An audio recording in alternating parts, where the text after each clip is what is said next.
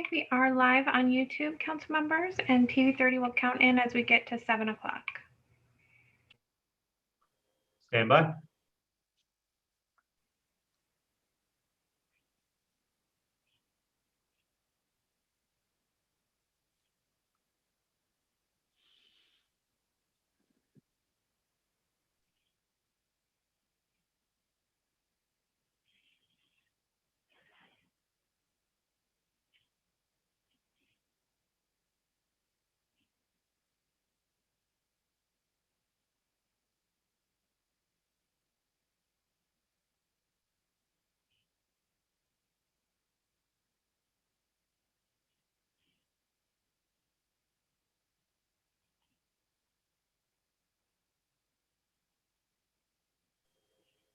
Thirty seconds.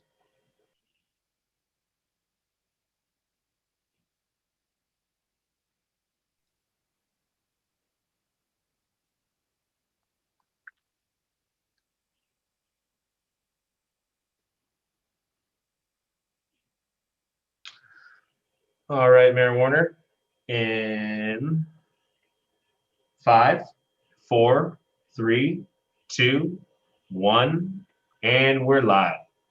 Okay, good evening, everyone. I'd like to welcome you to this special meeting of it's a virtual regular meeting of the Livermore City Council being held Tuesday, January 26th. I'd like to point out that we're starting at 7 o'clock and that we had no closed session this evening, and that just a couple of things, that we're operating this meeting under the COVID rules that we've been doing for a while. You can find out how to participate in the meeting. The information can be found at the end of the agenda, and that we're broadcasting on the YouTube channel. We have a Zoom webinar going, and it's also being broadcast on TV 30. And let's see, the next thing we'll do at this point is, call the meeting to order. I think at this point, I would like the city clerk to talk about how to participate in the meeting. Thank you, Mayor Warner. Tonight, we are using the Zoom meeting platform. When participating in the public comment portion or individual items during tonight's meeting, one public comment may be given per person per item. Members of the public can participate by using the raise hand feature or *9 if you are calling in when the public comment period opens for the item you wish to speak on. Each participant's name will be announced, and then their 3 minutes will begin upon being unmuted. The mayor will announce the conclusion of the public comment period after comments are voiced into the record. Thank you, Mayor. Okay, I wanted to give people a heads up in advance. So at this point, could we have a roll call, please? Councilmember Carling. I'm here. Councilmember Kick.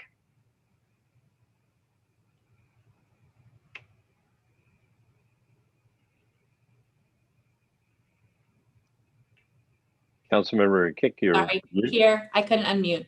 We're good. Vice Mayor Monroe. I'm here. Mayor Warner.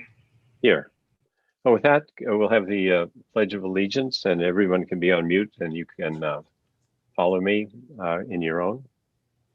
So I pledge allegiance to the flag of the United States of America and to the republic for which it stands, one nation under God, indivisible, with liberty and justice for all. Thank you. So we have a really good proclamation presentation section, and it's the administration of the oath of office to our newest council member that was selected last night, Gina Bonanno. So with that, City Clerk, I guess you will administer the oath of office. Thank you, Mayor Warner. Councilmember Bonanno, please raise your right hand and repeat after me. I state your name.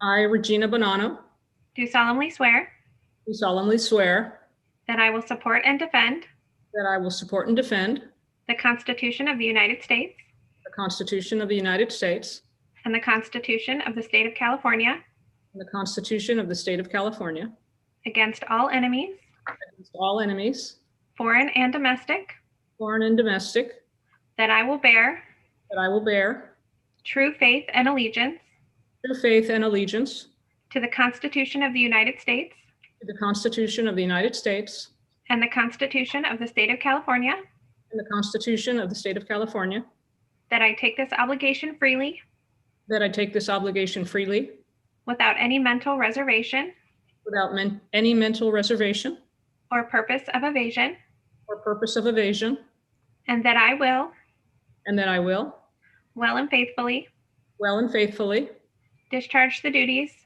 discharge the duties upon which I'm about to enter. upon which I'm about to enter. Congratulations, Councilmember. Thank you very much. Congratulations. Thank you. Really happy to have you join us. I'm very happy to be here. Appreciate it. Okay, well, all set to get going. So the next item on the agenda is the Citizens Forum. City Clerk has already mentioned how to participate. And what I would like to point out is that in conformance with the Brown Act, the council cannot take any action on items that are presented during Citizens Forum because these are items that are not on the agenda.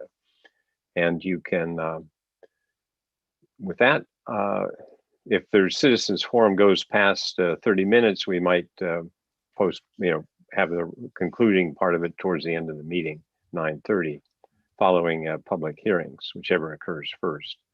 So with that, do we have any members of the public that would like to speak with during Citizens Forum? Honorable Mayor, yes, we do.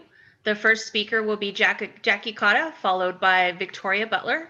And Jackie, I'm allowing you to talk, so please unmute and you will have 3 minutes.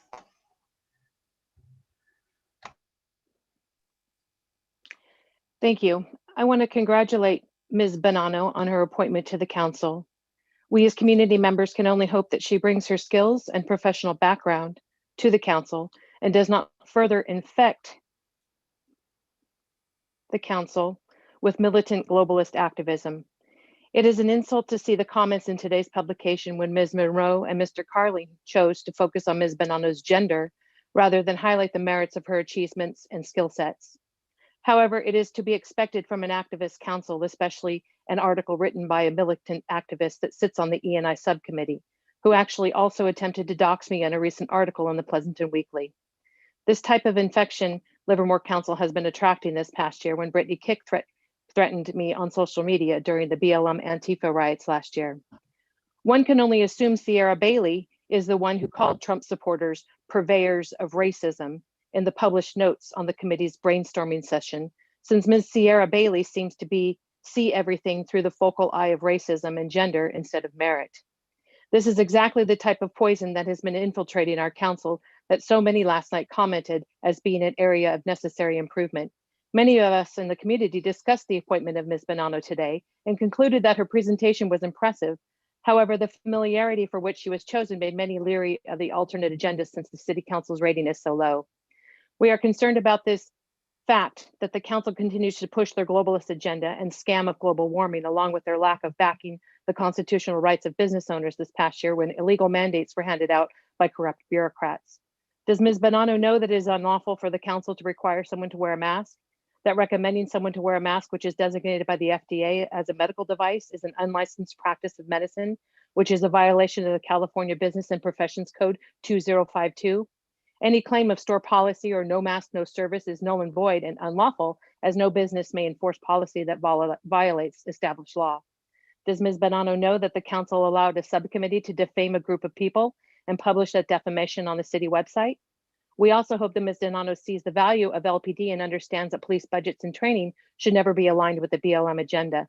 This is dangerous for our community, and unqualified opinions of militant terrorist groups should not be considered.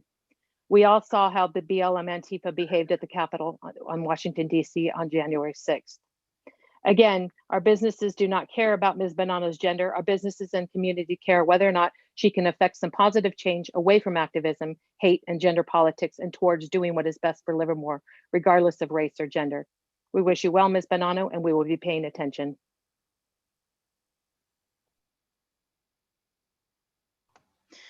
The next speaker is Victoria Butler. And Victoria, we've allowed you to talk. Please unmute yourself. Hey, I am just hoping to talk a little bit about masks. I was born and raised here, and I lived in San Francisco for the past 15 years, and recently moved back to Livermore in the summer. And it was quite a culture shock to me, honestly, to come back to the city and just see the difference in how the community both sort of reacted to and stipulated stuff around COVID. And honestly, it was pretty disappointing. I was heartened to see signs downtown saying that masks were required. And, honestly, when I drive downtown and when I visit the businesses and when I go and I pick up food from restaurants, I see everybody wearing masks. They get out of their car, they put on the mask. But anywhere else in the city, it's just no one's wearing them. I live off of the Arroyo bike trail.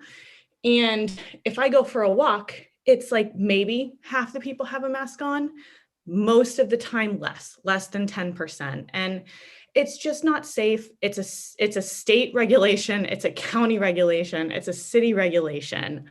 And I think people don't understand the importance, and I would really encourage the city to make it more of a priority, to let people know that they need to be wearing masks, even if they are outside. I see comments on social media that, oh, it's not necessary. It's, if it's outside, there's no way that you can spread this thing. And that's just not true. It's not backed by science.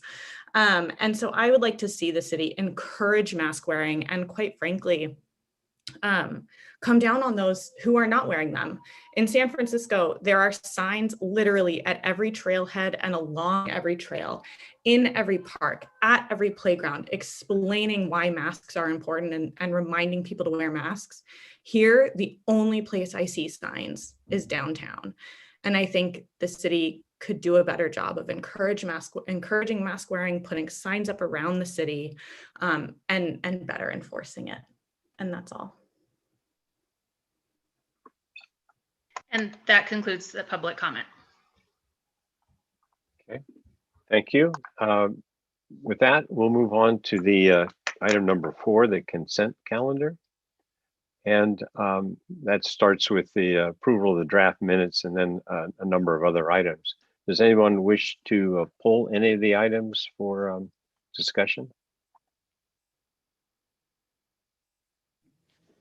I'll move approval of the consent calendar.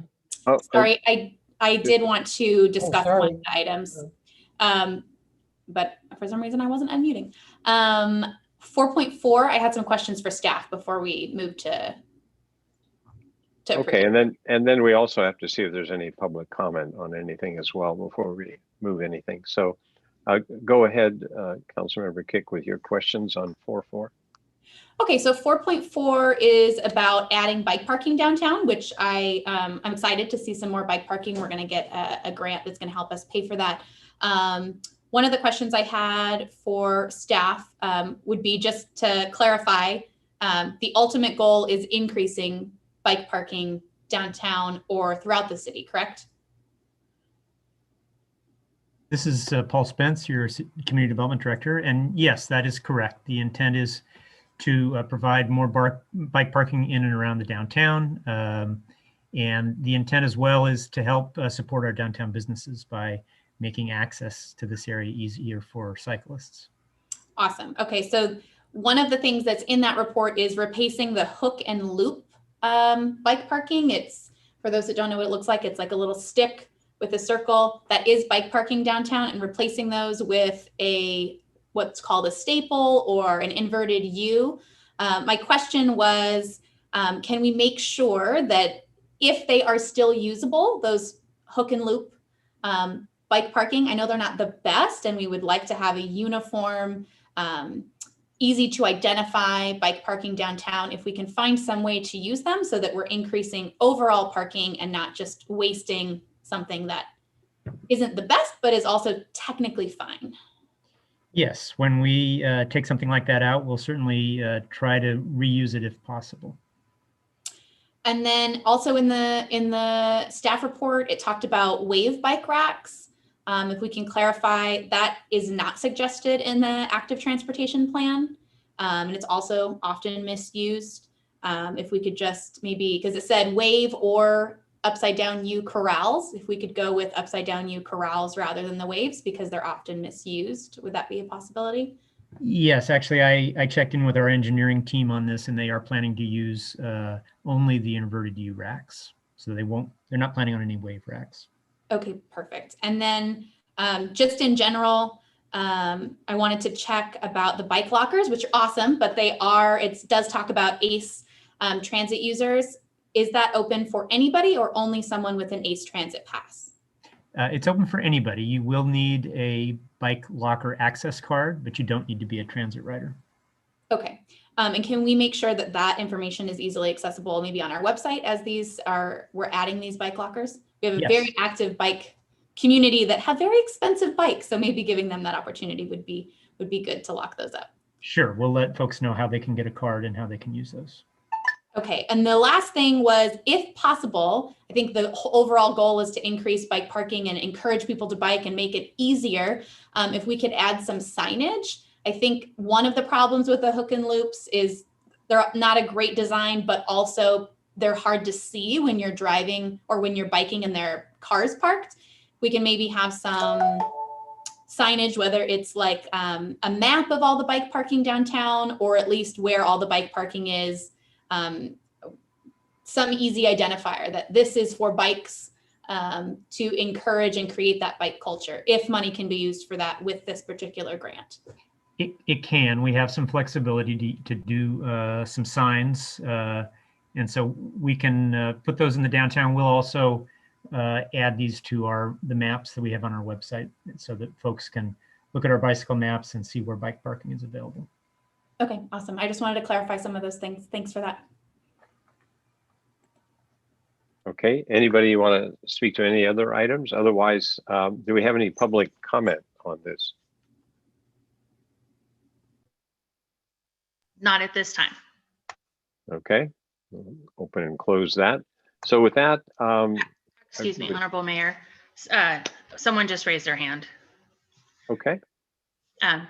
It's Peter Patterson, and I'll go.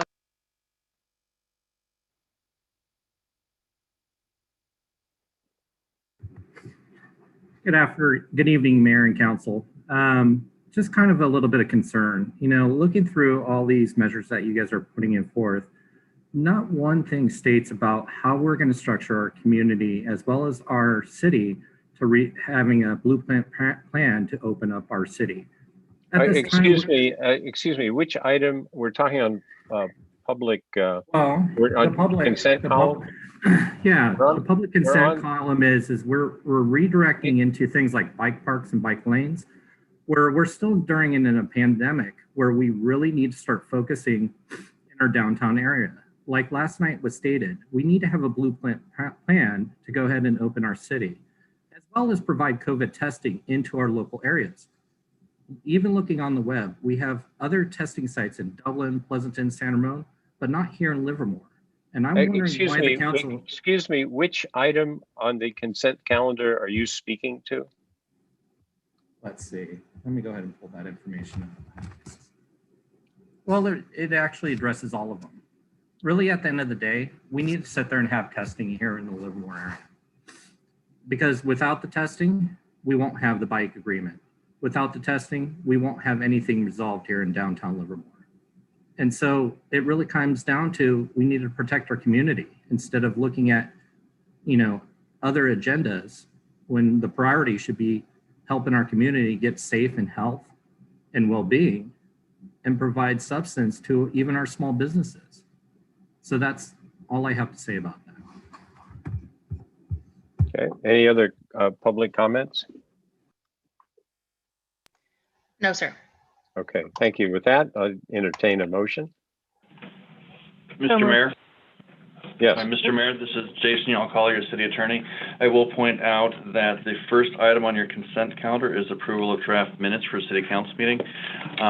It would be appropriate for Councilmember Bonanno to recuse herself and abstain from that item because she wasn't the council member at that time. With that, I'll return back to the council. Okay, do we need to do it in 2 steps, or can we just have the motion with the approval with her abstention on that one item? If you reflect that she is abstaining on that one item, you can proceed to approve the agenda as it is and the counter item as it is. Great. So can I have a motion then to that effect, please? I'll move the consent calendar with that admonition from our city attorney.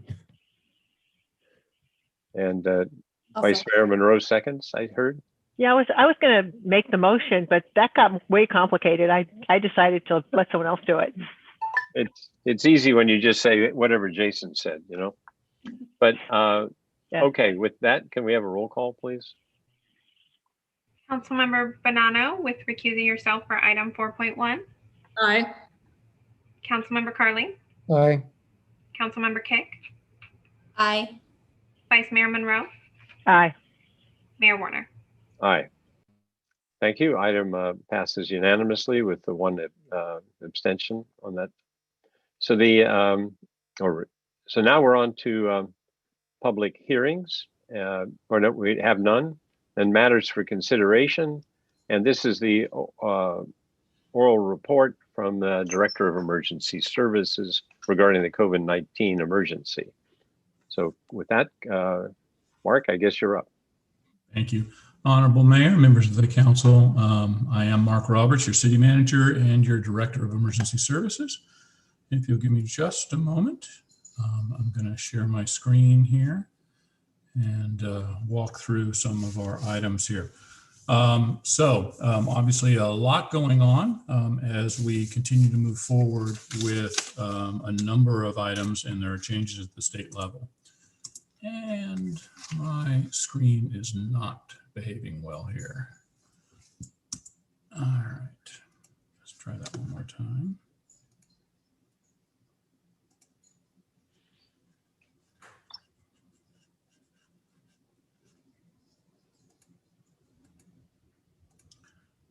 All right, can you see my screen? I don't think so. All right, we'll try that one more time.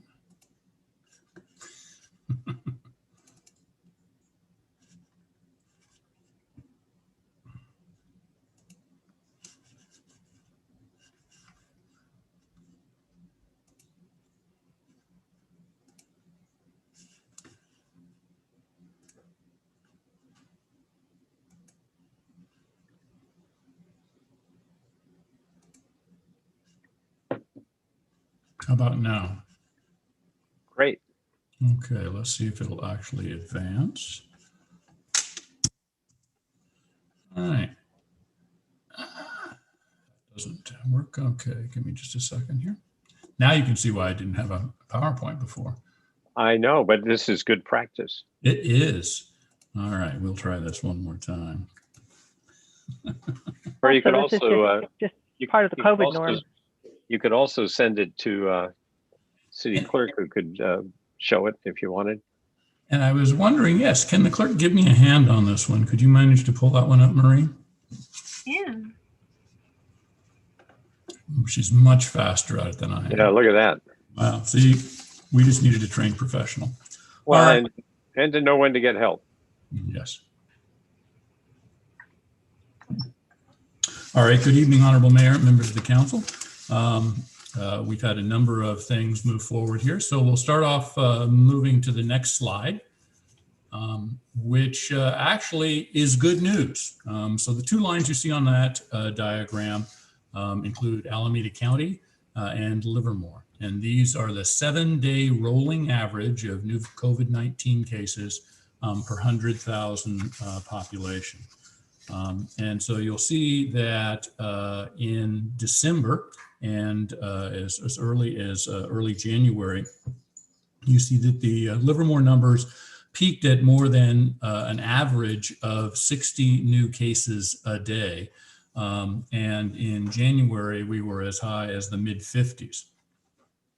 So currently, both the numbers at the county level and in the city level have dropped dramatically in the past couple of weeks. And of course, this same pattern is starting to manifest itself across the state. in the Bay Area and in Alameda County in particular, we've obviously had some major improvements there. Moving on to the next slide.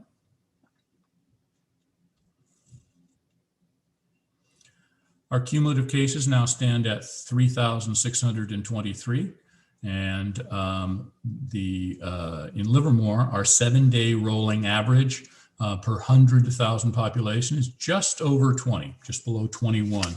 And as I noted, that's a dramatic improvement from where we were just a few weeks ago, and about half the level where we were.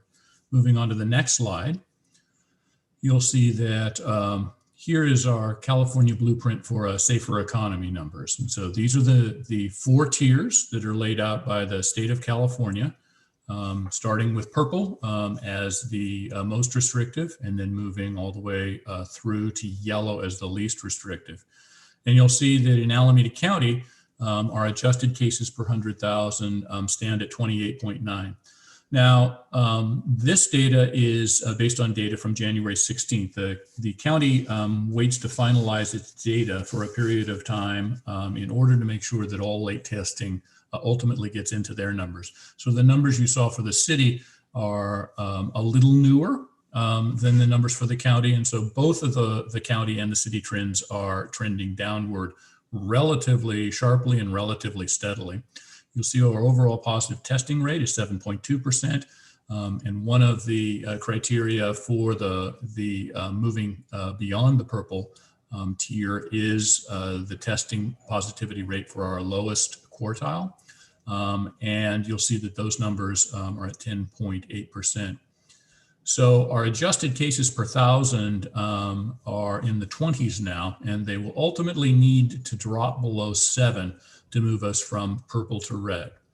So taking a look at the next slide. The big news for this week was the statewide regional stay-at-home order was terminated yesterday. So that is based on essentially the significant improvement in projected hospital capacity. So while we still do have some areas within the Bay Area that are of below the 15% number that is the goal, the criteria is based on the projection 2 weeks forward. And all of those projections in the entire state are going to be having more capacity available than the 15% minimum. With that, the state then lifted the regional stay-at-home order and returned us to the framework. The framework, as I noted on the previous slide, made up of those 4 different colored tiers, and we are in the most restrictive, but the purple tier. But even as a part of the purple tier, there's a significant number of adjustments and businesses that can be open now that could not be open during the regional stay-at-home order. So most notably, hair salons, barbershops can now operate indoors with modifications. Grocery store capacity increases to 50%. Retail increases from 20 to 25%. And personal care services, nail salons, massage, skin care can operate indoors with modifications. Hotels and other lodging, and as long as their fitness centers and indoor pools remain closed, can resume operations. Additional sectors are allowed to operate outdoors with modifications. Restaurants can now do outdoor dining, outdoor playgrounds can resume, family play centers, and movie theaters outdoors. Gyms and places of worship, cultural centers, and card rooms all can have outdoor activities. The overall movement here obviously is pretty significant and pretty positive. As a part of the city's programs, a number of our restaurants received permission to place outdoor dining into the public right-of-way in our downtown area. In those areas, during the regional stay-at-home order, several of those restaurants requested that the dining area be removed and that those areas be returned to parking. With the regional stay-at-home order being terminated, one of those restaurants of the 3 that asked to have the area returned to parking did ask to have the outdoor dining reinstalled, and that was completed yesterday afternoon. So outdoor dining is permitted throughout the community and restaurants outside. It's a little bit of a windy and rainy week this week, but as soon as the weather turns just a little bit better, those activities are permitted now. Going to our next slide. I did want to give you a quick update on our local business assistance program. As you will remember, last month or earlier this month on January 11th, the council authorized remaining COVID-19 relief funds into 4 categories of assistance. $100,000 to complete the citywide small business assistant grant program. And the status on that one is almost all of those funds have been distributed. Only $23,000 remains. So we do have a number of businesses that still have not finished their grant applications. And so if you haven't finished that, please turn that in as soon as possible. And if you think you have outstanding eligible expenses, please contact our Office of Innovation and Economic Development. The next item is the $115,000 to expand the existing rental assistance program. And our staff and community development has expanded the eligibility requirements for our residential residents that are the most vulnerable. The council also designated $150,000 to establish an e-gift certificate program. And we are in the process of finalizing the contracts with Livermore Downtown to manage the program citywide on behalf of the city and Yifty, the third-party gift certificate platform. And we're hoping to launch that entire program before Valentine's Day with 2 levels, essentially. One where residents would buy a $40 gift certificate to a Livermore small business and get a $15 bonus gift certificate for free. And the second level is if they buy a $75 gift certificate to a local business, they will get a $25 gift certificate free. The Livermore Chamber of Commerce and Supervisor Halbert's office are raising funds to expand the program to surrounding unincorporated parts of the county to help our wine country. Our program, of course, is limited to businesses which are inside the city of Livermore, and we're off to a great start. We've had a number of meetings with eligible businesses, and as I noted, we hope to have that up and running here in just a week or two. $409,000 was designated by the council to create a commercial rent abatement matching program. And we are in the process of finalizing the language to allow property owners to claim up to $7,500 in small business rental assistance per business. And it's a dollar for dollar agreement where if they agree to forego a dollar of rent, they are paid a dollar in rent in cash for that. The idea here is both to make sure that our local business owners who happen to be landlords have some cash coming in, and then also to reduce the amount of debt that our downtown and other businesses have throughout the community in the commercial area. Of course, in addition to the programs that we are doing locally here, the state and federal governments are working on new programs as well. There is a second round of the payroll protection program, including $284.5 billion in total assistance nationwide, and the California Small Business COVID Relief Grant Program, which has $475,000 worth of grants of up to $25,000 each. Those were offered in round 1, and a second round is going to be announced shortly at the state level.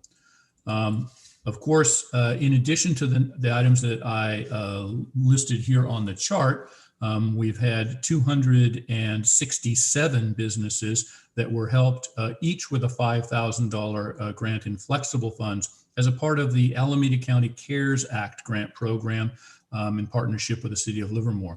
That was a partnership where essentially each dollar that the city put into that program, the county matched with an additional dollar. And that was a very successful program. We've issued over $600,000 in grant funds to date to help our small businesses.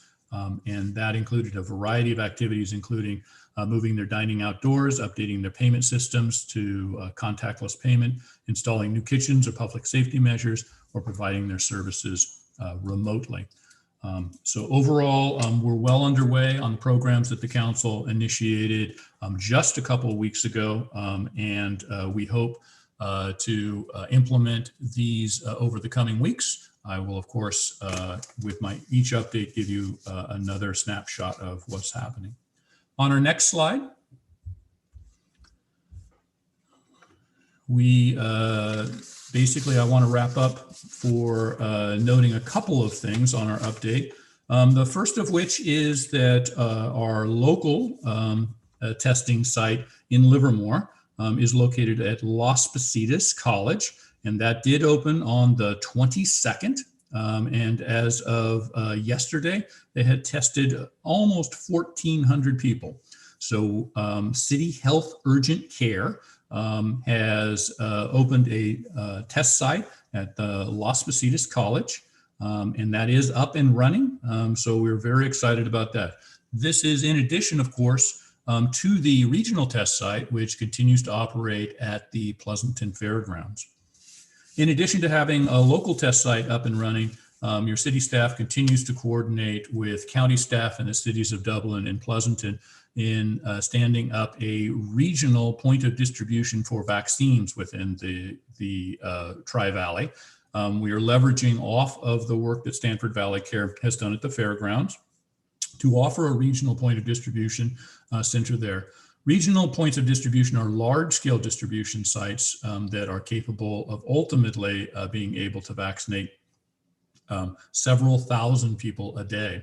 This is in addition to the vaccinations, which of course will be distributed through healthcare systems, including, in our case, Kaiser, which locally will get its own supply of vaccine through the state program here. We're currently in part 1A or tier 1A of the vaccinations, which is concentrating on certain congregate care populations, as well as workers who have direct medical access. And so our medical workers and our congregate care are in process in Alameda County. The state is in the process of reworking their prioritization system. So what would have happened is we would have moved to the next tier, which was 1B. At this particular point, we do expect some modifications to that program. Those have not been finalized at the current time. There'll be ultimately a greater emphasis on vaccinations by age. And so since the COVID-19 is much more deadly to older age groups, the shift is meant to vaccinate those who are most vulnerable earlier in the process. Of course, we look forward to and are continuing to plan for vaccines being much more broadly available both in the Tri-Valley and in the community. As a part of our point of distribution work with the county, we are working to also establish, in addition to our local health providers, Valley Care, Stanford and Kaiser, and the regional test site at the fairgrounds, we're also looking to stand up a local point of distribution site, and our planning and work is still underway for that. We hope to ultimately be able to stand up a regional point of distribution at the Robert Livermore Center. We're working with the county, our healthcare providers, and LARPD to coordinate those activities. We did have a question from a member of the public that had a question to do with our warming shelters. As you will remember, traditionally in the colder evenings or wet evenings, the city has participated with nonprofits in the community to open up warming shelters. In this year, however, the city's traditional warming shelters are operated by nonprofits, and those entities have had challenges both meeting COVID protocols and securing volunteers. Many of their traditional volunteers are retirees or are older and have had specific COVID concerns.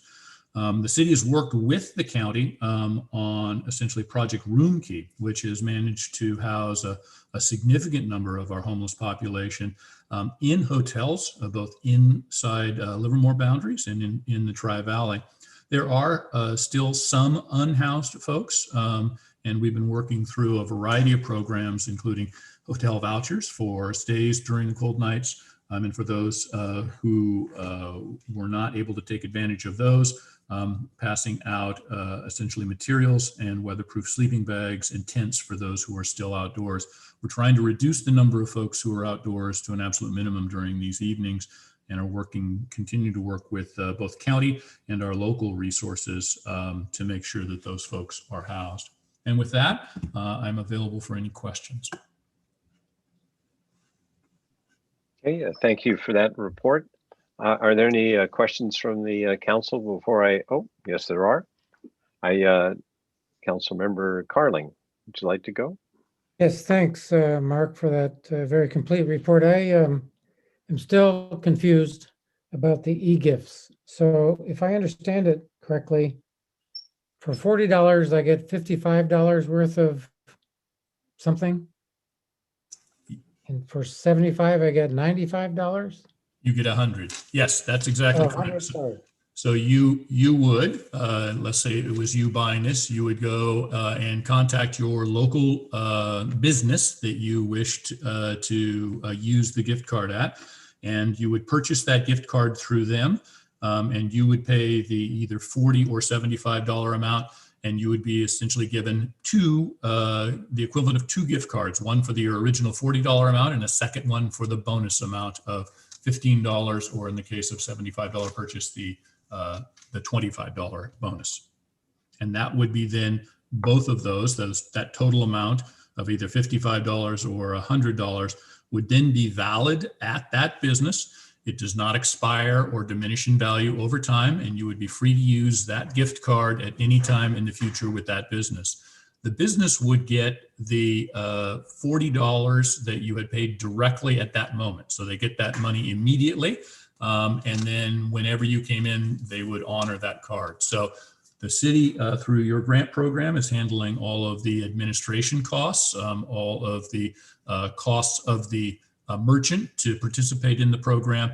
And we're also providing some help through Livermore Downtown and helping people get the program set up for themselves. How do I know which restaurant or business is participating? We're working on that one, and that is going to be part of our outreach here. What we're going to ask our participating businesses is to prominently display on their websites that they are participating in the business. And we're also going to have a master list that Livermore Downtown will keep. And this is not just for downtown businesses, so it is throughout the community. So we'll have a directory on their page. And one of the things we can work on is seeing whether we can actually get that information up on our page and have it be accurate. One of the tricks is once you put it in a couple of different places, what we would probably do is on our homepage is drive people to the information, on Livermore Downtown's webpage and to the individual businesses. Okay, and I just worry, in some respects, I worry about I don't know, some of the more cash-strapped people, I just wonder if they can afford 40, for example. How is 40 determined? We actually talked to a number of different communities who had similar programs. And one community did have a program that was as small as $15, and you got a $5 bonus. The difficulty that community had was that was an extremely small amount of benefit to the business for essentially the costs necessary to administer the program. And in talking to both that community and as they had talked to their businesses, they had found that most of their customers, that a $40 commitment was not significant. And so they had in midstream in their program shifted to that. Some communities had a program that had an entry level as high as $100. So that seemed a little bit high as a minimum entry. So we came up with the 2-pronged program, the $40 and the $75. And it was really meant to scale to what people would traditionally spend at a restaurant. Many people, when there's more than one person going out to dinner, will spend at least $40.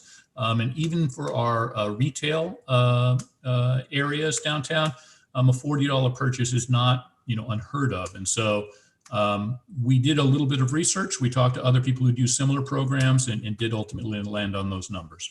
What about fast food restaurants, though? I was thinking, if I a single mom or a dad with a couple of kids and we want to go to McDonald's, I'm not going to spend $40. Not at one sitting. It's not required to do that. But one of the issues is that our businesses that had a predominant drive-through or not sit down have been the least impacted. So while there still is an impact with some of those, their impact, they were much easier. It was easier to get people at a McDonald's or an In-N-Out to shift from sitting down in that restaurant to using their drive-through functions. It's some of our downtown businesses and others that have had predominantly an in-person component to their business that have been most impacted by what we are talking about. And so, right, and I agree. To me, it's sort of a two-pronged issue we're dealing with, and I think it's the downtown restaurants, as you pointed out, and others, not just downtown. So that's one issue, but there's also the folks that are strapped for cash and maybe have lost jobs, and they may not be in a position to spend that much money for a meal for their family. And I'm just, I think we're working on two parts of the same problem, I think, but they coming from it from different points of view. Somebody that's, like I said, cash strapped versus a business that is customer strapped. And I'm not sure that they always match. that is true. One of the other components that we were trying to focus on, and it is a little at odds, was that we were focusing on many of our businesses that were locally owned. And that was to give one of the things that of course, local economic studies have shown is that the national change in particular, the dollars that stay in the local community and ultimately go through the economic cycle again are much smaller than those that are sort of, if we do have locally owned businesses. That was one of the other components of our thinking and sort of our interactions as we talked about other programs. But you're right, the $40 would be sort of more than your typical fast food meal. Yeah, and I get that a franchise like McDonald's or Burger King or something is different than Bruno's or Strizzi's or something down. I get that, but I worry that we're focused on the local restaurants that are, looking for customers. I agree, I get that, but I also think there's an element of the population out there that is just trying to get food on the table, and they may not be ready to go down to Bruno's or Strizzi's or, Terra Mia or something for a meal for their family. That's what I'm getting at. So I hope that you'll be able to continue to bring back information on this as we move forward, because I really do think we should watch it to make sure it's having the impact that we hope that it will. Thank you.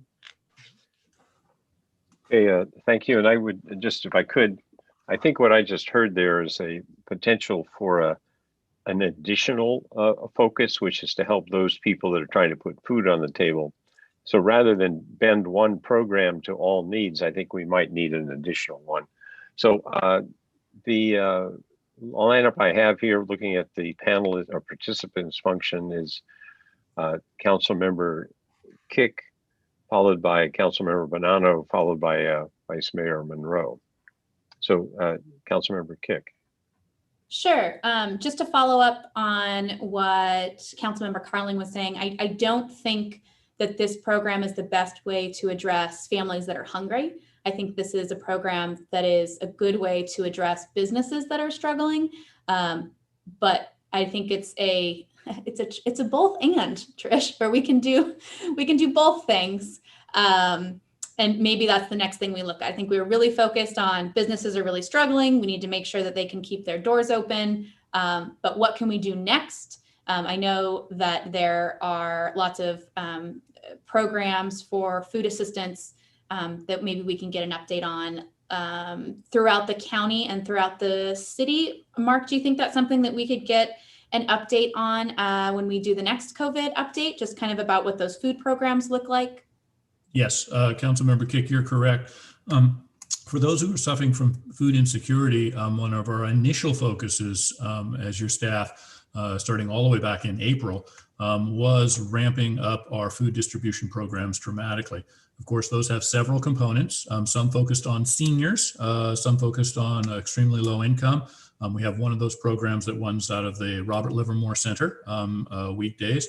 Of course, the school districts have ramped up their food programs. So even when they do not have classes, they do have brown bags and other things. And of course, the city of Livermore is participating with the cities of Dublin and Pleasanton and Alameda County in the regional food distribution center that's at the fairgrounds, which is providing hundreds of meals. And so absolutely, at our next update, I will bring you some data on that, because you are correct. There is a need that a number of people are food insecure in the Tri-Valley. That number has grown dramatically during COVID. And the city's programs, as well as the county's programs to address that, have grown as well. Yeah, some numbers would be great. And then the original thing that I wanted to talk about was the mask issue. And I have noticed the same thing when we're downtown. There's signs, people have their masks on. But as I am walking with my child, my son actually asked me, he's 3 years old, to remind everybody that you're supposed to wear masks, Mom, because we counted 12 individuals on our walk 2 nights ago. We saw 12 people, and 12 people had no masks on a park trail. And for a 3-year-old who I'm trying to get to keep a mask on, it's frustrating for me as a mother to convince the 3-year-old to keep his mask on when the adults on the trail do not have their mask on. So one of the things I wanted to point out to the person that commented earlier today was that we don't own all of the parkland. And so this isn't something we necessarily have control over, but is that something we can do, maybe checking in with those other agencies, LARPD, East Bay Regional Parks, just to check in about what their policies and signage are, and maybe suggest that they work on that. Very good. Yes, we do coordinate with LARPD, and we could certainly check in on that issue. Okay, thank you. Okay, Councilmember Bonanno. Yes, thank you. 2 quick questions and then a comment.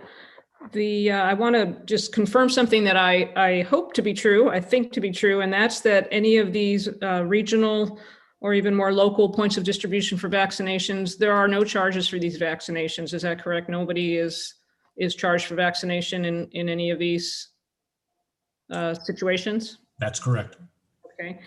I thought that to be true, but I really wanted to just confirm it and make sure anybody listening would know that to be true. The second thing is, are there numbers that you have, even approximate, as to how many people are being housed in these local hotels? I know we're doing it in several places. Several hotels in town are doing that. I was just wondering about the number. And I am sorry, I don't have those off the top of my head this evening, but I can certainly bring that back for our next update. Because I do know that we do have several hundred folks housed in hotels in the Tri-Valley, but I don't have the breakdown of how many of those were unhoused in Livermore before. And I can get you some information on that at my next update. That would be great. And just a comment, I just would also look forward to hearing about some of the status of our food assistance programs, and just wanted to concur on that item that Councilmember Kick suggested. So thank you, that's it. Okay, thank you. Vice Mayor Monroe. Okay, so the advantage of going last is everybody's already said everything. So I was also going to ask about the masks originally. I also want to comment on the food insecurity issues. About the masks, I really appreciated having somebody speak to what's missing in the city. I appreciate that we can go to LARPD and talk about signage there. I'm wondering about reminding people again how to walk, where to wear masks and how to wear masks. And I will use myself as an example, which is that I don't walk on the trails, I walk on the street. If I'm walking on the street, I typically have my mask in my hand. It is not on my face. If somebody gets within spitting distance, well, no, that's bad thing to say. If somebody gets within 10 feet, 20 feet, anywhere close, the mask goes on. And more to the point, I I put as much distance between me and that person as possible. Now, I'm not sure what that does for Max, Brittany, whether that's a good example or not. So I guess what I'm wondering is there a way to think about the indoor, outdoor, how can we have some consistency around that? I know that when I've checked for walking regulations, they seem to be, as long as you are, well apart, that from someone, basically what I'm doing is fine. But if it's not, I want to know, because I actually want to be responsible here. So that's my math question. The second, with food insecurity, speaking about one of the things that I've seen is that this is an area that people are very concerned about giving money to. People really don't like others to go hungry. Therefore, it seems to me that we have the opportunity here, where we don't with businesses, to provide public-private partnership, that we can work with some of our nonprofits, particularly those who are working with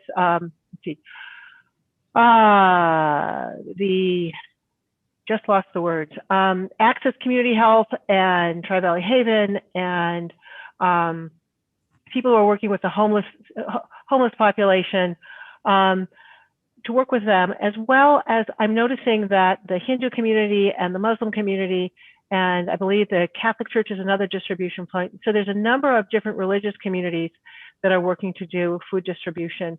I would love to see as many people doing it as possible, but I'm not sure that it might be better. Our time and money might be better spent on places where others aren't doing it, and on coordinating those who are doing it and working it in public-private. So you'll remember that early on in the pandemic, the council directed me to make sure that we did have information on our website about if people did wish to contribute to things like food, those providing services.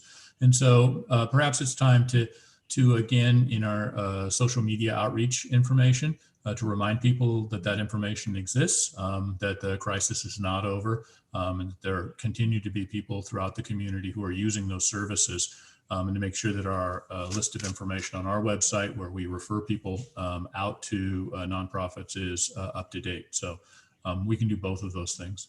Thank you. I do believe that there's been an increase in particularly the religious organizations who have started doing this on a more regular basis. So there may well be some change since it's in order.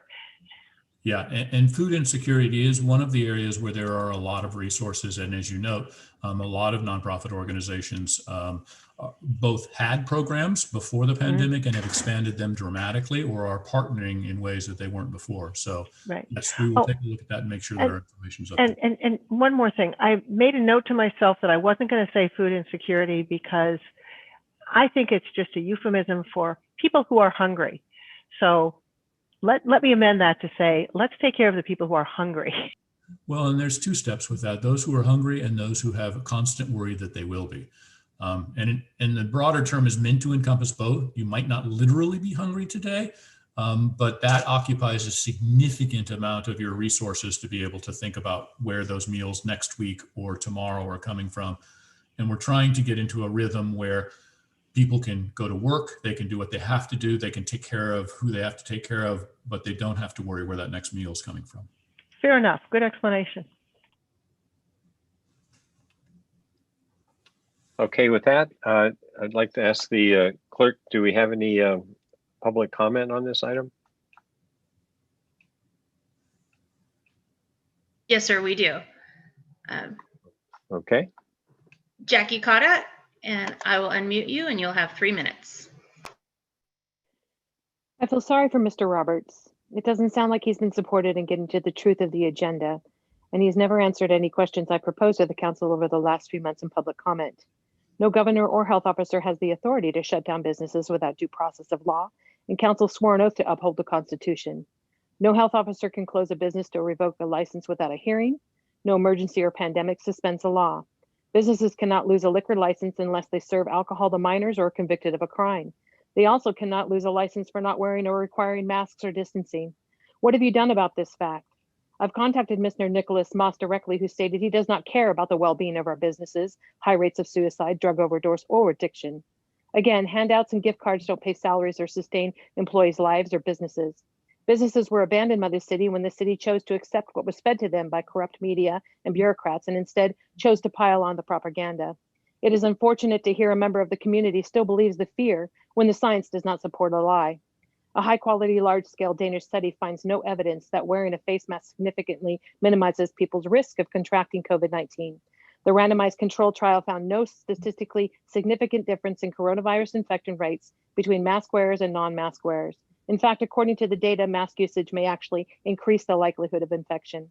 The recommendation to wear surgical masks to supplement other public health measures did not reduce the SARS-CoV-2 infection rate among wearers by more than 50% in the community with modest infection rates, some degree of social distancing, and uncommon general mask use, the authors summarized in their results. The CDC report released in September shows that masks and face coverings are not effective in preventing the spread of COVID-19, even those people who consistently wear them.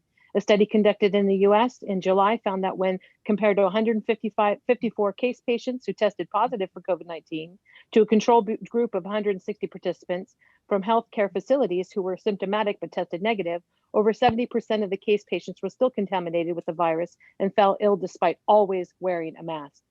The WHO has now released guidance for laboratories in the world to reduce the cycle count PCR tests an hour after Biden was sworn into office of the Corporation of the United States. And ironically and magically, corrupt Gavin Newsom decided to lift the restrictions, proving once again that this emergency was purely political by the globalists to crash the economy, cheat an election, and terrify the public into thinking there was some sort of emergency, when bed capacity and deaths are no different than they were in 2018. It is sad to hear that Livermore is still pushing the globalist agenda and fear-mongering instead of researching beyond the fear porn pushed by the corrupt bureaucrats. There is no emergency. There never has been. This is simply a cold virus that can turn into a flu, that can turn into pneumonia, which has always been dangerous to our older population and always will be. What will you do when there's a COVID-22?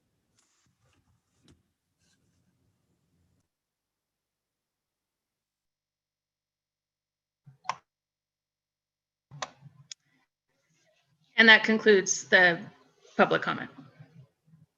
Okay, thank you. We're on to, with that, I think I'll just say, as the city manager, I think you got enough suggestions for your next report, so I don't need to add any more to it. So we're now on to item 6.2, the council members' appointments to the intergovernmental agencies. Is there a staff report we'll start with?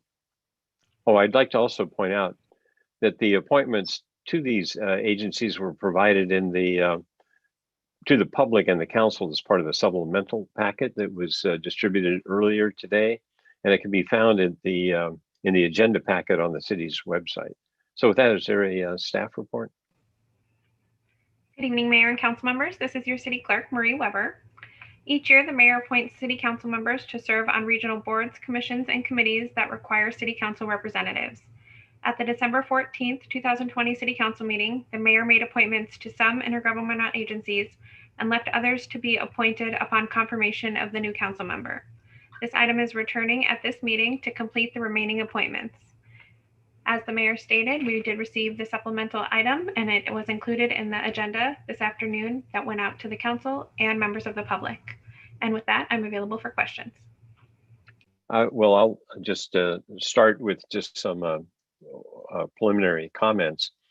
And that what we do with these appointments, that's done by the mayor in consultation with the individual council members. It's not a item that we vote on, so I'm able to do that. And that what we've got now is the best we've been able to come up with in those conversations. And that what we're trying to do here, and this is something we will discuss in our next council meeting that we're going to have on our norms and values. But what we're trying to do is figure out to what extent we can work as a team across many areas of interest that we have to engage in.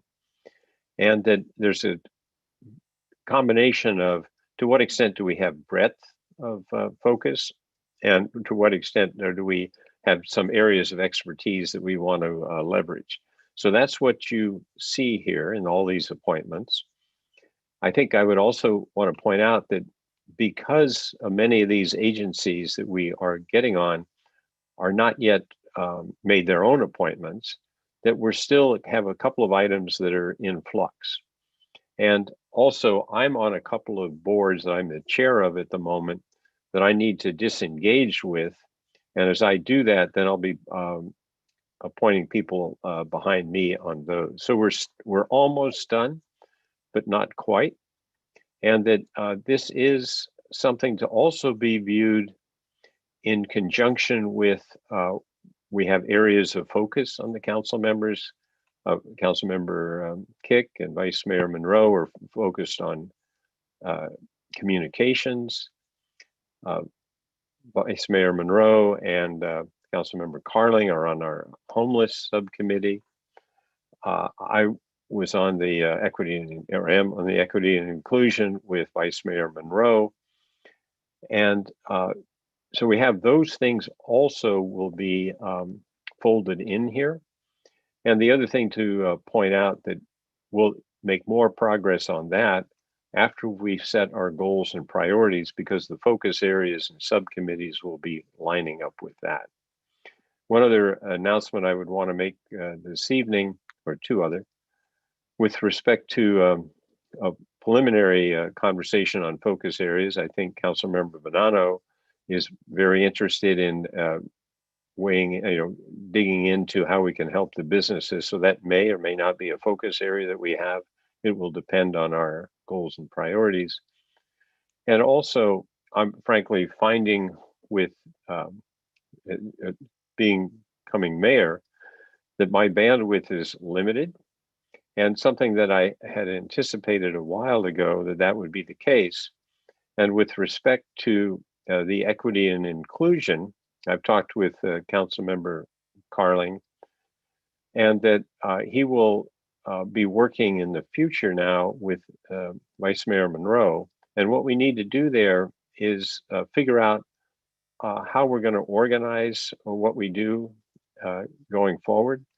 We've said that we're going to be adding a lot, potentially more members from the community, and how we can best engage with everybody across the range of topics has to be figured out. Perhaps we split it into a couple of areas. We don't know, but I would ask Councilmember Carling and Vice Mayor Monroe to come back at the next meeting, be working with staff to figure out what's our path forward, in particular the structure, and how do we bring on all the additional members of the community that want to engage on this. I think that's what I wanted to say at this point. And then I would ask the other council members for their perspectives, any comments on these appointments and the broader picture.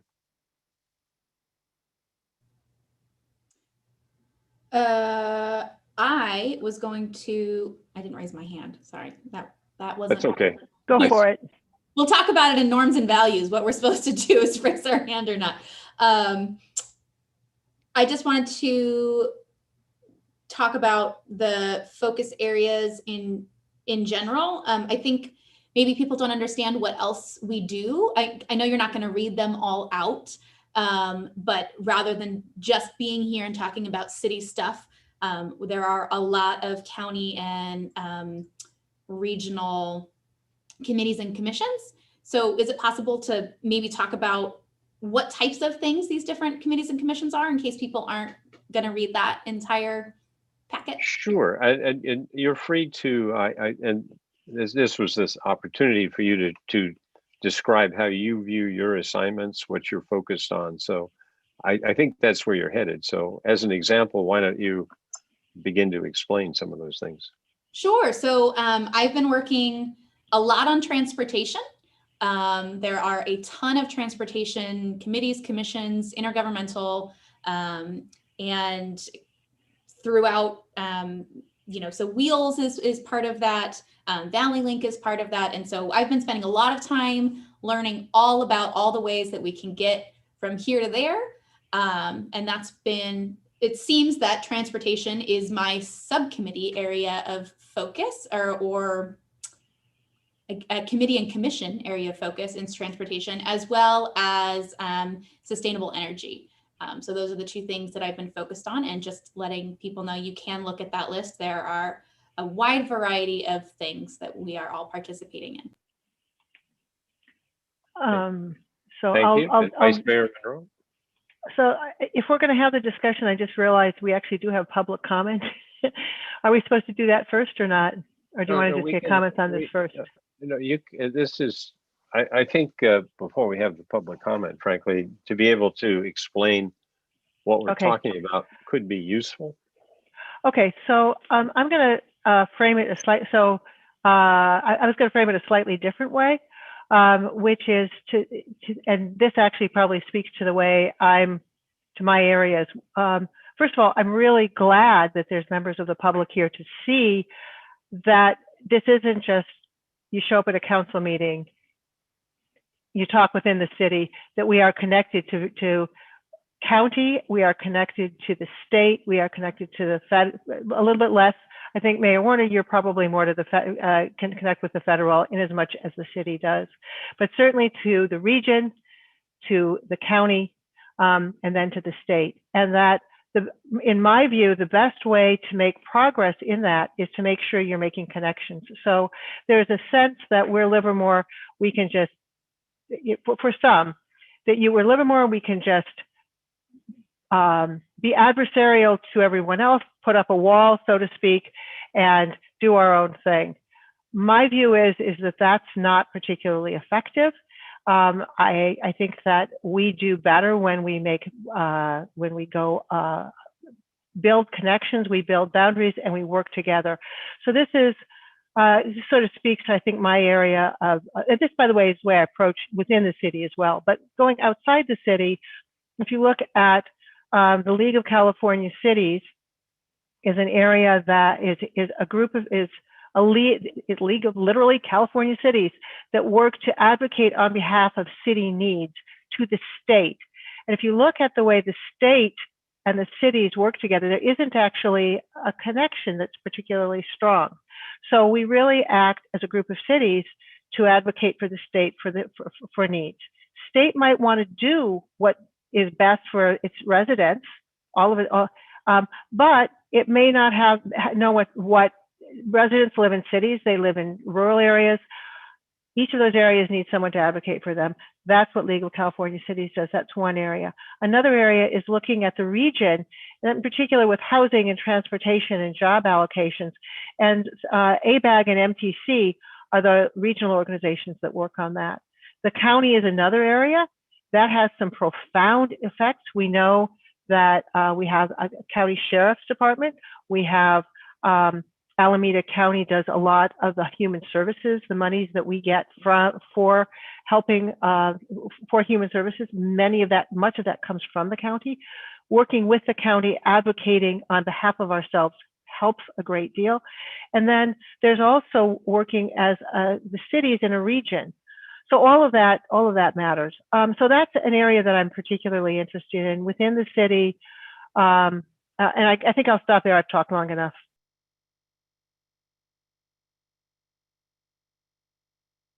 You're on mute. Oh, good. Thank you for that. Anyone else like to comment before I open public forum? Sure. I was trying to organize what I think I work on. So I think it's resource use. And so, for example, Stop Waste is an organization made up of all the cities in the county, and their motivation is to reduce waste and recycle or reuse. And I think the goal of Stop Waste is to make landfills not necessary in the future. A tall order, I admit. But all the way from what Stop Waste does is trying to keep stuff out of the landfill. I also sit on the Altamont landfill committee. And so looking at making sure that landfill, which is in our city, is meeting its obligations in terms of being good environmental stewards to the best of their ability as a landfill. Also, another resource that we all care about is water. So I'm now on the Zone 7, whatever it's called, Zone 7 committee. And the last thing is around housing and serving on the Tri-Valley Affordable Housing Commission. So those are the areas that I focus on. Thanks. Okay. Thank you. I think you're also on the Altamont Open Space Committee, if I got that right too. Yeah, no, you're right. You're right. That was a new one today, so I neglected to mention that. Right, and that's for figuring out how we use the money coming from the landfill that we got Exactly. to preserve open space. So that's all connected. It is. Thank you for that reminder. Councilmember Bonanno. Yeah, I'll just say since I just got my committee assignments today, I'm not prepared to talk a lot about them yet, but I am very excited to be on the committees that I got penciled into. I think being the LDI liaison will be really a good place to learn about how our businesses are doing in the downtown especially. And I'm on a water committee, and I'm on several as backups to more senior council members. So I'll look forward to getting up to speed with all of your help, and look forward to reporting out on these committees once I've had a chance to dive in. Good, thank you. And then when I get off the Wheels board, then you'll be going on to there as well. Okay, with that, do we have any public comment on this item? Yes, sir. We have a speaker. Their hand was up before. I'm not sure if it's still up. Jackie Cota, I'm going to unmute you. I had no comment on this item. Thank you. Okay, any other comment? I just had a question actually for Mr. City Attorney. If you could explain, these, the reason we each are only on a couple and there's one of us or two of us and an alternate, most of these committees and commissions are bound by the Brown Act as well, correct?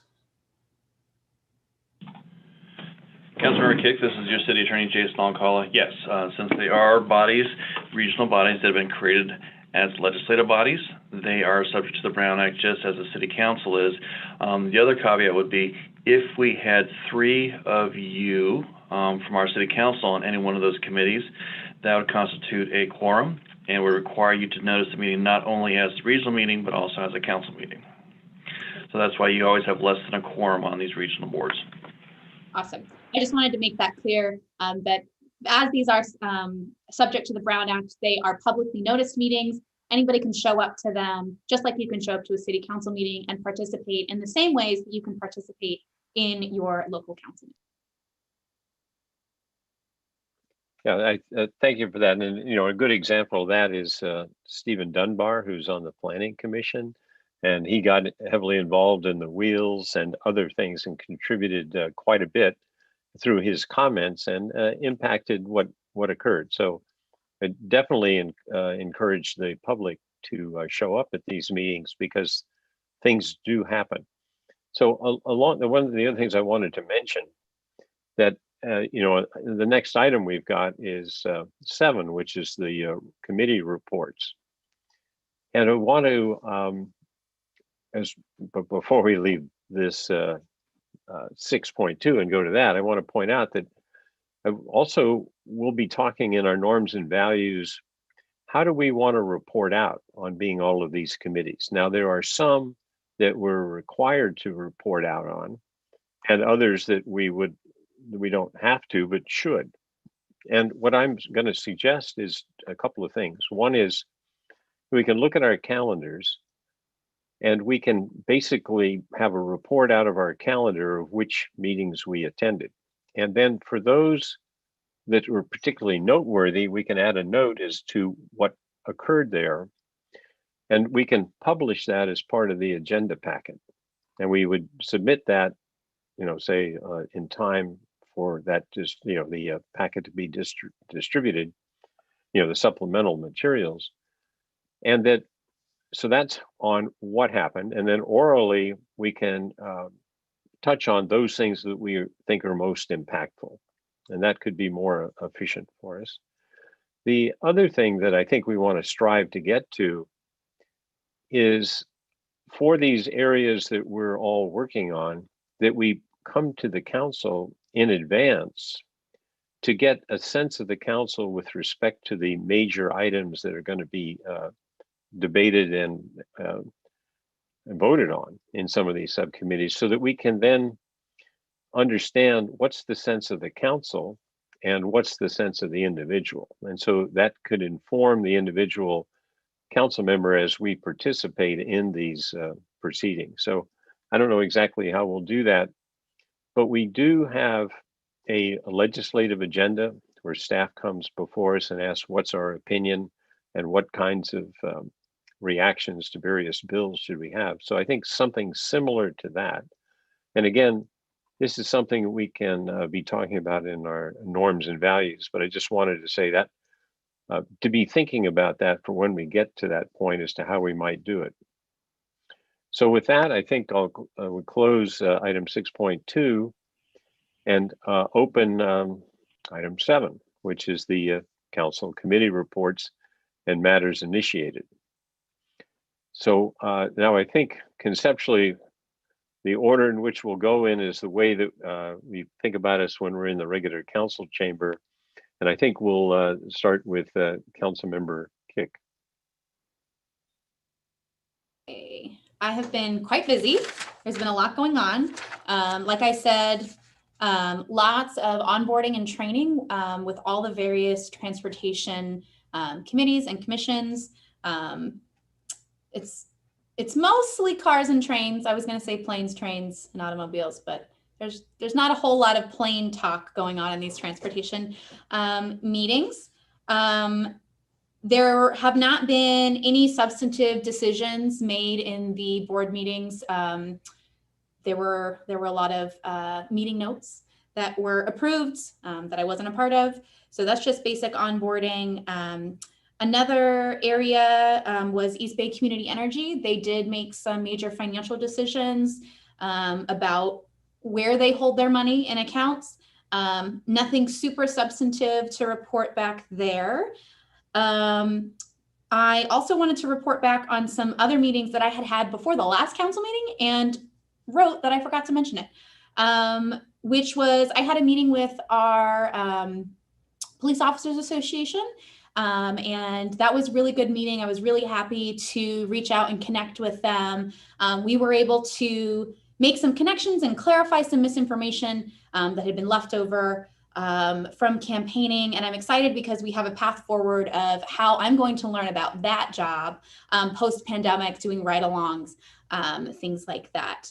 I also have been doing a lot of meetings with constituents and residents, which has been really exciting for me because I've been able to watch a person's concern and question get almost always immediately answered by Marc Roberts. So I really appreciate that. And other various staff members. One of the big topics of discussion has been the solar project. And so I just wanted to remind everybody at the last meeting I did initiate that can we resend that letter? I was not a council member when that letter was sent to the county before. Is that something we can possibly do now that we have a full council, is resend the same letter that we had sent with my name and Councilmember Madano's name, if that is something that she is also interested in. There have been also lots of discussions about sustainable food culture and agriculture, and I've been able to connect those members with various nonprofits in the area. So sometimes you come to a city council member and it turns out I can't help with that, but I might know someone who does. So that's been exciting too. Meeting cool people and introducing them to cool people is one of my favorite things. So back to the solar letter. Marc Roberts, is that something that we can still look into for the county? Yes, and I believe our Community Development Director, Paul Spence, is actually working on rescinding that letter at the current time. Paul, do you have an update for us? Yes, we can do that. If the council assents to that, the county has a board meeting on the 18th, and so we have time to get that letter in and have the board see that before they take any action. So real quick, just raise your hand, the equivalent of the head nod, so we're good. And Councilmember Bonanno, would you like your name added to that letter as well? I would, because I believe I am vaguely familiar, not as familiar as I would like to be with the letter. So if I could see the letter. Absolutely. We'll make sure I you see would the letter. likely want to put my signature on it, but it would help to refresh my memory. Very good. We'll do just that. Being discussed at a previous council meeting, but as soon as I see it, I will probably put my name to it. All right. Right. We wanted to give you enough time to onboard and take a look at it. And if we remember Supervisor Halbert, they are allowing him time to get up to speed before the county gets into it. So yeah, no, you don't have to sign the letter sight unseen. Just give us your electronic signature and we'll sign everything. Yeah, right. All right. My bank account numbers too. Yeah, your staff will check in with Councilmember Bonanno, and then we will send the letter out with the appropriate signatures. Very good. Thank you. Okay, Councilmember Carling. Yes, thanks. So on the 13th, I had a Altamont Landfill Community Monitor Committee meeting. On the 14th of January, I had a Stop Waste meeting. Participated in a special meeting on the 18th to discuss the process for the appointment for the new council member. Then on the 21st, attended the Tri-Valley Affordable Housing Committee meeting where RHNA numbers were discussed. Once again, RHNA is Regional Housing Needs Assessment. And there's a lot of hand-wringing amongst the various and sundry cities, not just in the Tri-Valley, but I think throughout California, about the numbers that the state is promoting.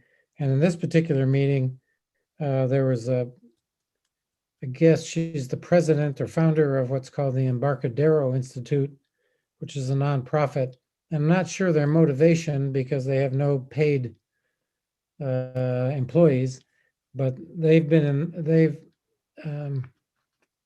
decided to look at some of the assumptions that have been made in the state's calculation for the RHNA numbers, and they believe that the state has made a double counting error. And anyway, I don't know that this is going to be resolved because I don't think the state thinks they made this double counting error. But nonetheless, it was interesting to hear what she had to say, and a lot of discussion, of course, from the various cities within the Tri-Valley. So it's not just Pleasanton, Livermore, and Dublin. It also included San Ramon and Danville. The only other thing I wanted to bring up is well, a couple of things actually. One is on homelessness, and I appreciate last night many of the applicants talked about homelessness, and it's certainly on the mind of all of us, and including we got, as pointed out earlier, we got a letter from somebody concerned that the refuge was not open on these cold nights because of COVID, and what are we doing about it? And I appreciate the city manager addressing that earlier. But one of the things that came to my attention in the Chronicle a week or so ago is that we, the state, I guess this is a state point in time is a state activity, I think. Is that right, city manager? Yes, that's correct. Okay, so, and the point in time count is done every 2 years on those odd years. So we would be doing that this year, 2021. And what that does is affords cities the opportunity of knowing the number of homelessness in their communities, which then can lead to various and sundry grants and other funding from county, state, and the feds. So these are important numbers, but we're not going to do it this year because of, and I wondered if we couldn't do it just for ourselves, knowing that it wasn't going to impact any funding because the state's not conducting it, just to get a sense of again, getting back to the point I think that Council Member Bonanno brought up earlier, is the number of people that we've been able to house in local hotels, and you know, what's been the impact to those people, or how many people are still out there without housing. And so, but city manager and his staff looked into it and provided a very cogent memo here about the problems with doing that today. Not only is it COVID, because we expect a lot of the homeless themselves to help us with this, but also many of the volunteers are retirees that are 65 and well older. So, it's just not going to work to do it this year to get that count, even informal as it might be if we did it as a city. But I appreciate the city staff looking into that for me and providing that memo. The other thing I wanted to mention, I didn't mention it, I said something about it last night, but I had another bike accident. What I forgot to mention was, just getting back to the character of this community, a woman stopped very shortly after I crashed and got out of her car and asked me how I was doing, if I was okay, and so on and so forth. Anyway, this woman offered to give me a ride home, which she did. Her name is Donna. That's all I know. I know she lives out in Springtown, that area. And I just want to point out that we have plenty of remarkable things about the city, not the least of which are the people that are willing to stop and help somebody that's been badly injured, in my case. And I certainly appreciate the help that she gave me in that time when I wasn't sure what I was going to do. But she was there within seconds, stopped within seconds, and waited until I sort of recovered enough to be able to make some decisions. I called my wife to tell her that Donna was going to give me a ride home. And then when I got home, Sue and I went to urgent care. But again, I want to just again thank Donna. I don't know whether she's listening or not, but people out in Springtown, out in the Altamont Creek area may know a woman named Donna who stopped to help a person in need. So again, thanks very much. Okay, that's a good story, silver lining to what happened to you. So, Councilmember Bonanno.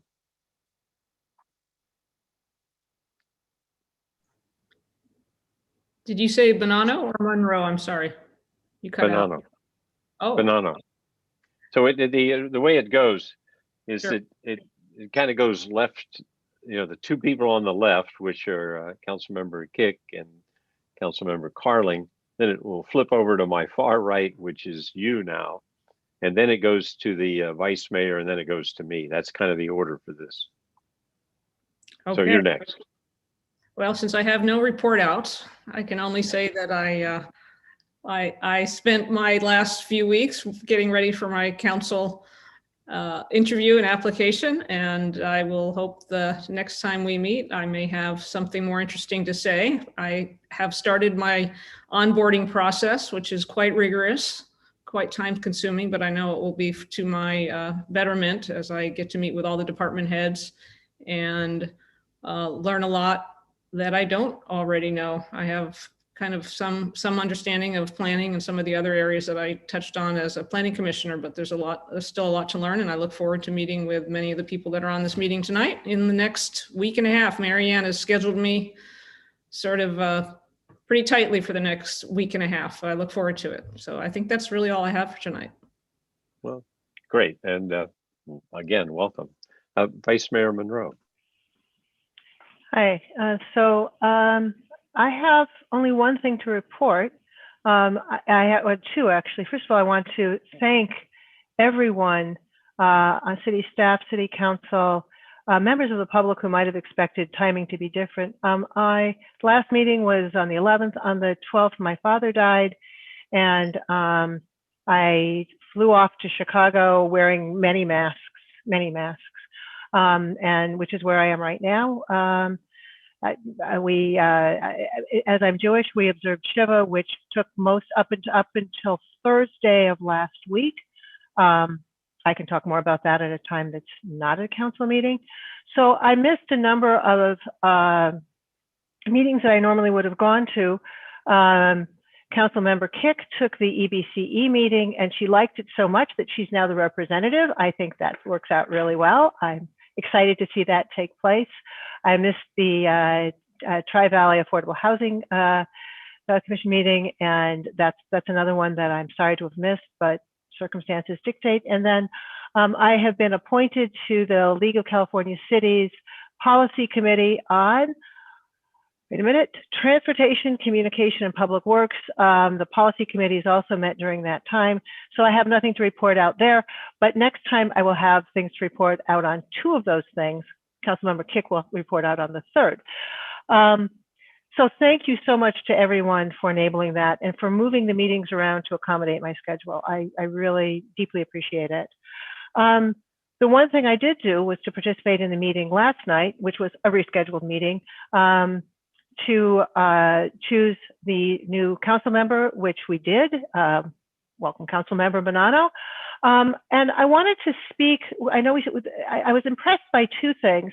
First of all, how much civic engagement we have, how exciting it is to see that, and how much we need to capture that. We spoke a little bit about that last night. I want to continue to do that.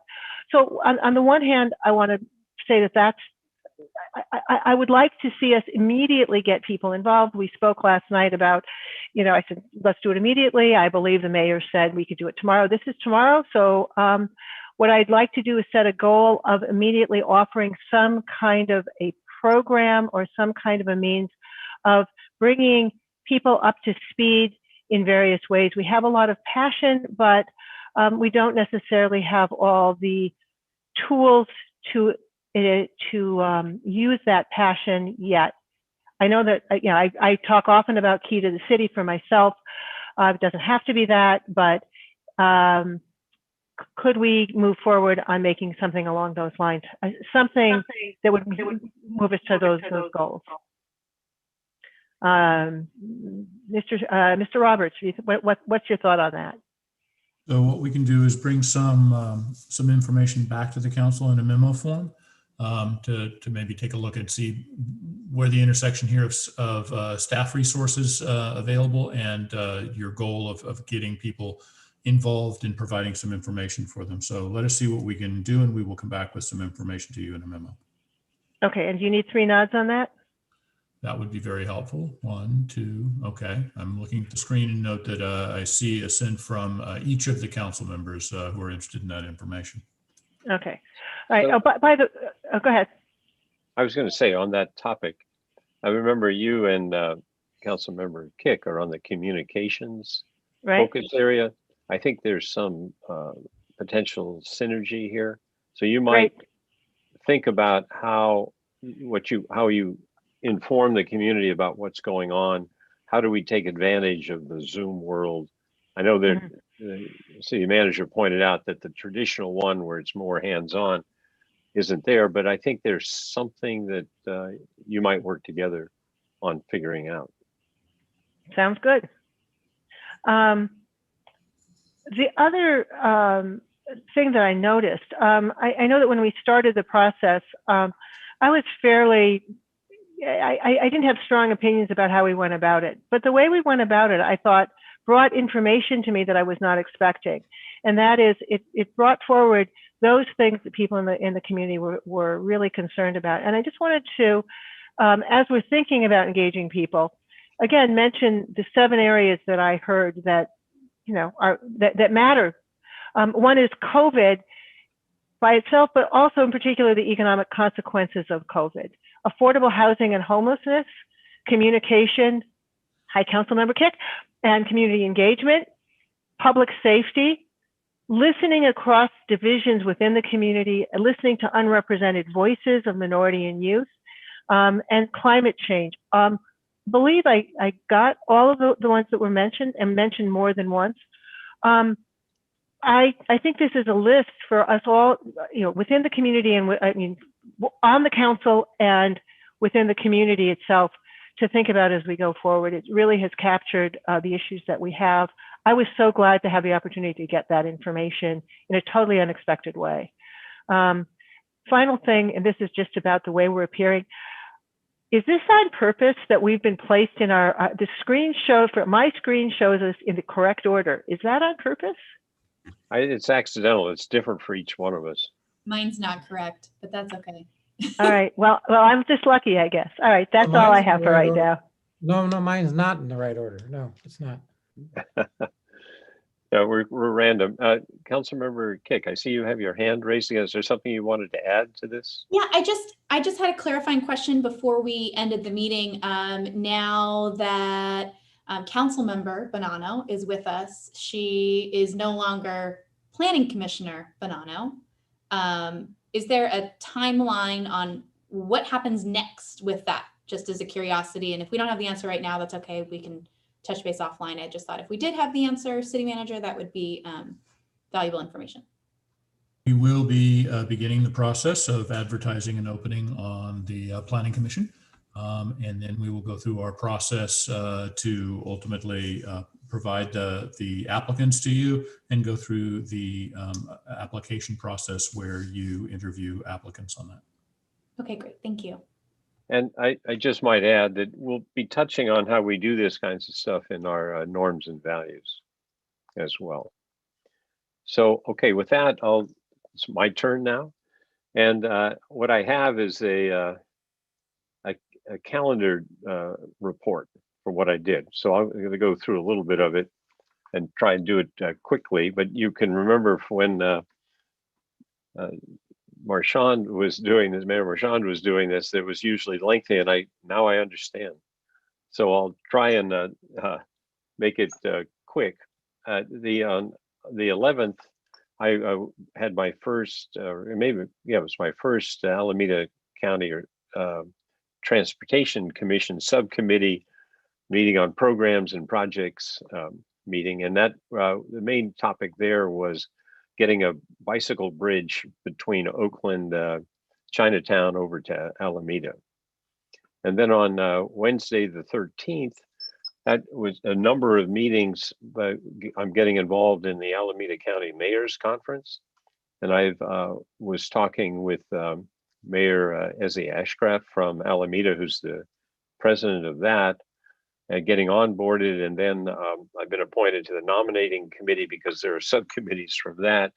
And then I went to attended the mayor's conference. On Thursday, Innovation Tri-Valley Housing, Infrastructure and Transportation meeting, as well as the TV30 special board meeting on that now. On Friday, the 15th, it was the Altamont Landfill Resource Recovery Facility Open Space Advisory Committee meeting. And there was an update on a number of topics there. And then later in the day, it was the Tri-Valley Mayors, Managers, and Liaisons meeting to talk about what, as a regional, or what are our topics of priorities and how do we lobby effectively for that. Tuesday was the LDI board meeting. And Wednesday was the, there was beginning the U.S. Conference of Mayors winter meeting. That was Thursday, Friday, Saturday. I'll go back to that. On Thursday, it was the mayor's report on TV30. And let's see.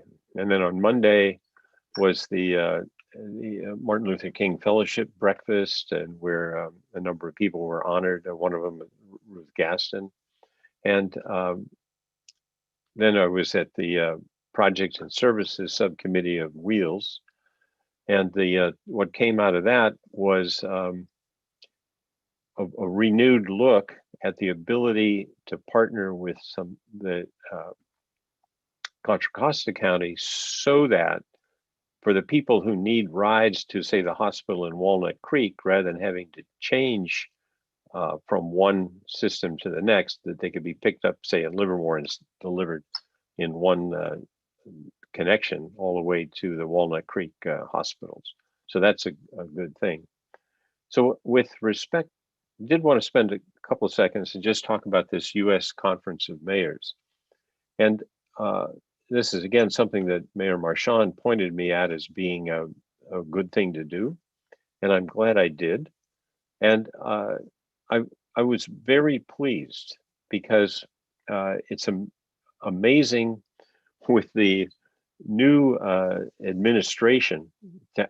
We had presentations from President Biden, incoming cabinet secretaries,